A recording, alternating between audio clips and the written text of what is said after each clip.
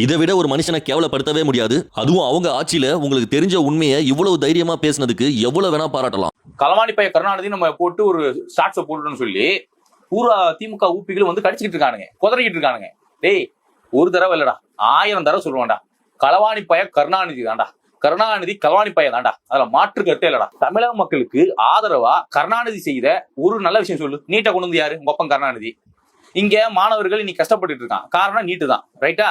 அதே மாதிரி விவசாயிகள் கஷ்டப்பட்டு இருக்காங்க, நீத்தேன் திட்டத்தை கொண்டு வந்து யாரு? உங்க அப்பன் கருணாநிதி. அணுமின் நிலையத்தை கொண்டு வந்து இங்க உட்கார வச்சு உங்க அப்பன் கருணாநிதி. எல்லாமே உங்க அப்பன் கருணாநிதி பண்ணும்போது உங்க அப்பன் கருணாநிதி களவாணி பையன் சொன்னா உங்களுக்கு என்னடா பிரச்சனை? வலிக்குதோ, குத்துதோ, கொடையுதோ, கொடையட்டும், தப்பு இல்ல. ஆசிரியர்களோட போராட்டம், செவிலியர்களோட போராட்டம், தூய்மை பணியாளர்கள் உயிரை கொடுத்து போராட்டம் பண்றாங்க.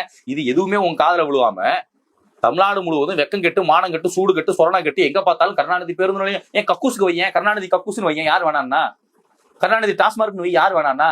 டாஸ்மார்க் பேரை வை. அதிக லாபம் நாங்க மக்கள் கொடுக்குறோம். டாஸ்மார்க் கவர்மெண்ட் நடத்துது, நடத்தக்கூடிய டாஸ்மார்க்கு மக்களாகிய நாங்க அதிகமான வருமானம் கொடுக்குறோம். அதுக்கு வையி, கருணாநிதி டாஸ்மார்க்னு வையி, யார் வேணான்னா? கேவலமான ஒரு கேடு கட்ட ஆட்சி தான் திமுக தாங்க, மாற்று கருத்தே இல்லைங்க.